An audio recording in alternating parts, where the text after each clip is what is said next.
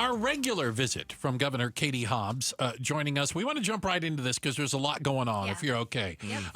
Earlier today, we had a chance to speak to the mayor of Peoria, and none too pleased, I think, is a great example of what happened, or his take on what happened this morning. Yeah, and Governor, I know you know what happened in Peoria. There were protesters that gathered. Homeland Security was there. They were responding for a drug-related warrant. Some people thought it was an immigration raid. It got physical. An officer was hurt. And Peoria Mayor Jason Beck joined us, and here was a bit of the part of the conversation. Yeah. You're ticked off. I'll tell you what. You come to my city and try to touch one of our police officers. Yeah. And I'm more pissed right now than I can express.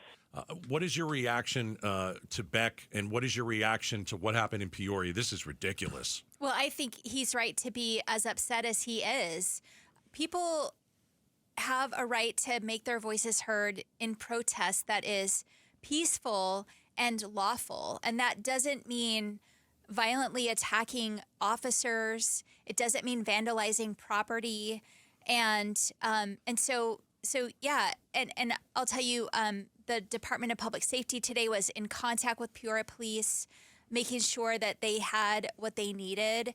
And we stand at the ready to respond if needed. What's your message to activists in Arizona waiting for a phone call like today and creating chaos? And can I add to that, according to the mayor, some were elected officials. That's true, too. Well, that's what he said. A council member was there and or was, what do I want to say, amplifying the issue on social media, encouraging people to come out. He said Representative Steve Gallardo, a Democrat from the Maricopa County Board of Supervisors, was there, and he claims that he was egging some people on. Look, tensions are really high right now, and I think it's incumbent on everyone to ensure that they're responding to accurate information. And the information that an ICE raid was happening today was not accurate. And certainly, as elected leaders, we need to be ensuring that we are not ramping up the tensions and ensuring that we're encouraging that peaceful, lawful protest activity. What do you think of politicians showing up at some of these things, if that's the case? Why would any politician show up at it's I just call it unease or chaos. What they're not there to calm tensions. It sounds like they're there to cause more problems. Well, I can't speak for other people and the actions that they decided to take, but I do think it is really critical that elected leaders we're doing everything we can to try to calm people, to encourage that peaceful demonstration, and to not increase the violent activity. We're in studio. We have Governor Katie Hobbs with us. Talk to the governor, which we do on a regular basis. Okay, so this all started in L.A. 4 or 5 days ago. Yeah, and it was the arrest of some day laborers. So, Governor, would you support ICE coming into Phoenix and arresting day laborers at a Home Depot? They are here illegally. If they were here illegally, do you support the arrest of them? Look, I've been really clear from day one. ICE should be able to do their jobs. This president campaigned on deporting violent criminals, and that has clearly shifted in what they're doing. It's causing some unrest and fear among people. I would like them to focus on those violent criminals and making sure we're keeping Americans safe. So like a no for day laborers, leave them alone is what you're saying? I mean, I don't think that contributes to making us safer.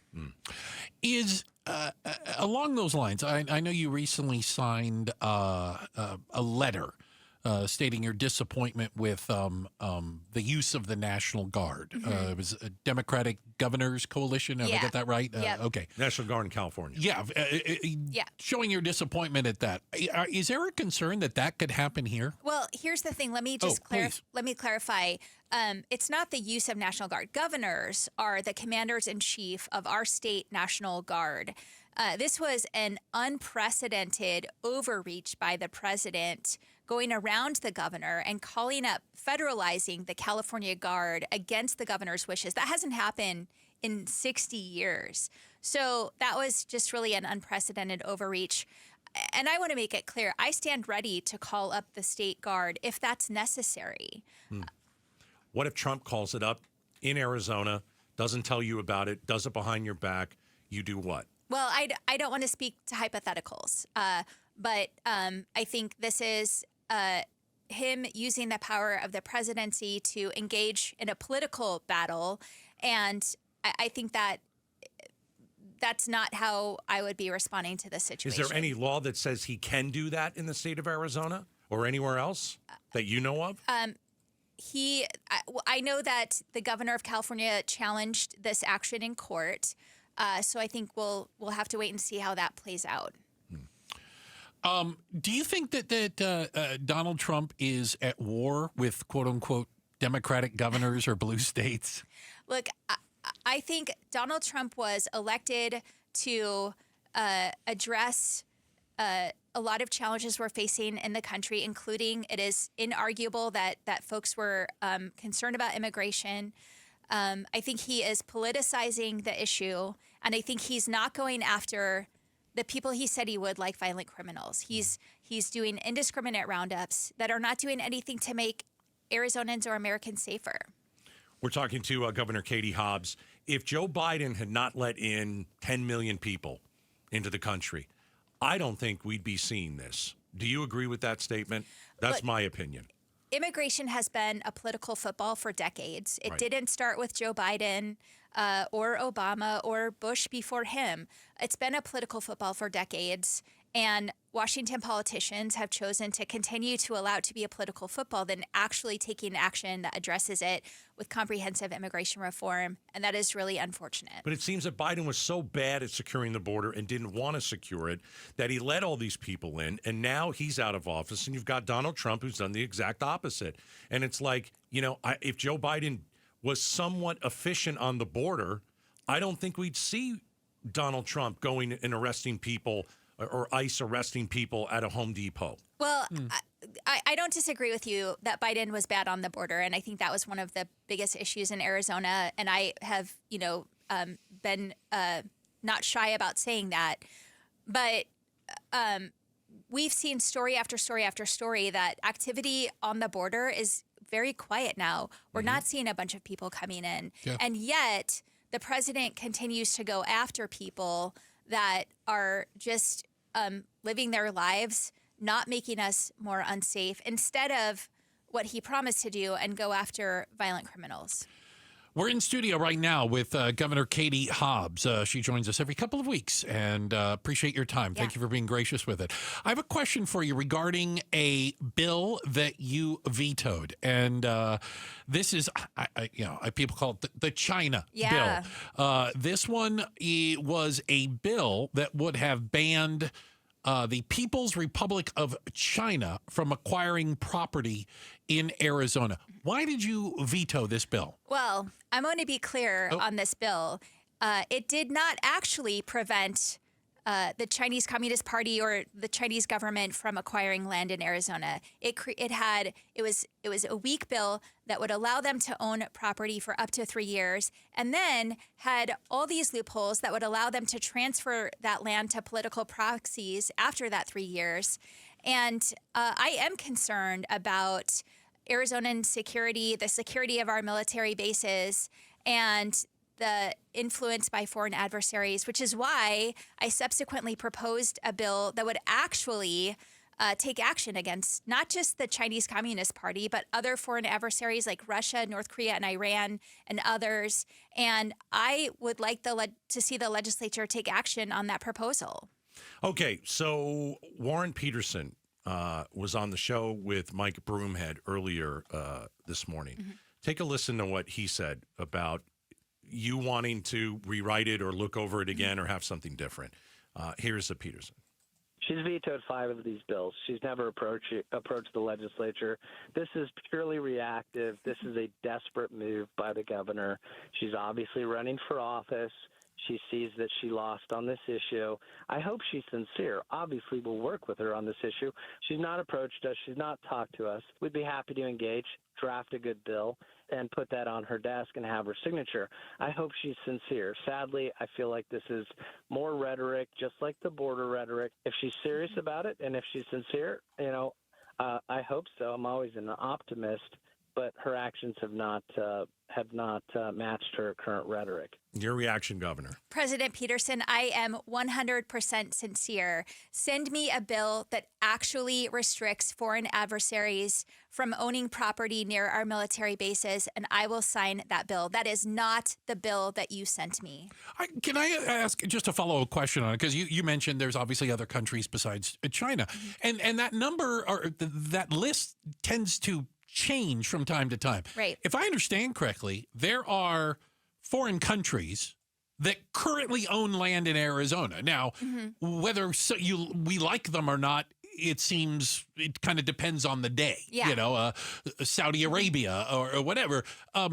Is there any concern about foreign nations owning land, or is it just specific ones or today's list? So the proposal that we sent actually references a federal list of foreign adversaries. That can change. Okay. Right now, those 4 I listed are on there. There might be others. That could change. And so this bill doesn't tie us to specific countries. And the bill the legislature sent me did, and it only specified China. And again, with all those loopholes, that actually does allow China to own land. But you're open to the idea of some sort of a reworked version of it that you would sign if it came across your desk. Yep, absolutely. Okay. Arizona Governor Katie Hobbs joining us in studio every 2 weeks.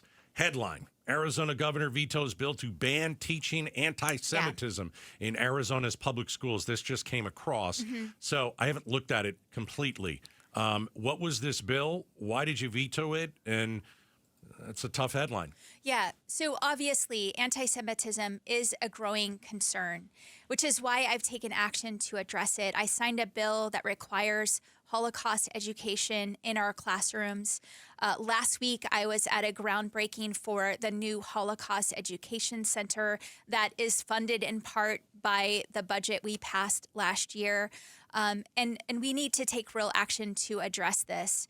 Unfortunately, what this bill did is weaponize the issue of anti-Semitism against our public school educators and holds public school educators personally liable for something they say in the classroom.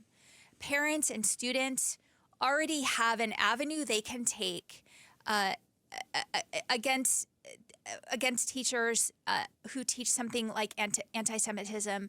Obviously, I don't support teaching that. Who's teaching anti-Semitism? I don't know.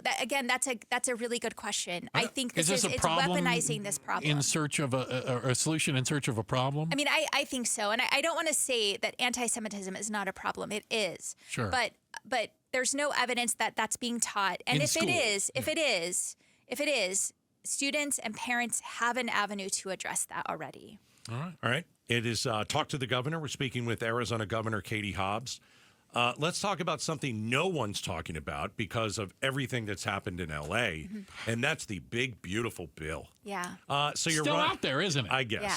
So you're running against Andy Biggs. Andy Biggs agrees with Elon Musk. Boy, we're not talking about that either. What'd you think of that, Governor? Was that a juicy fight? Remember, Elon versus Trump? I'm or old what? enough to remember when that was a news story. Yeah. Andy Biggs agrees with Elon Musk's assessment that President Trump's big, beautiful bill is an abomination.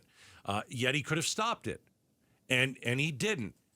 I don't get it. If you don't like it, why don't you say you don't like it and stop it? If don't vote for it either. Well, don't vote for it. So why is Andy Biggs a guy who just anything Trump does, I'm going to go along with?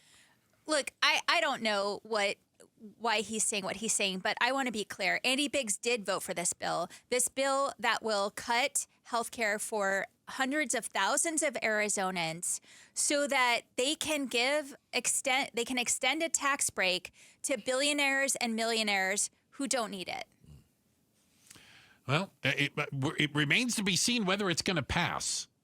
But, I mean, it was a topic of discussion for a while, and it seems like it's on the back burner now. Yeah, well, all right. So we're almost out of time. What did you think of Elon Trump? That was awesome, right? I mean, that was juicy. I mean, I have a lot better things to spend my time. I don't. That was awesome. Come on, you didn't think that was a juicy fight? And we knew it was coming, right? Yeah. Eventually. Are you on Team Trump or are you on Team Elon? I'm on Team Arizona, always. Okay. Always on Team Arizona. All right. Yeah. Well, Governor, we appreciate your time, and we'll see you back here in a couple of weeks. Great. Thank All you. right. Thanks, That's Governor. Governor Katie Hobbs as she joins us in studio every few weeks.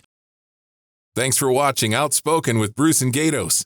Tap to watch more from KTAR News and click the button in the middle to subscribe.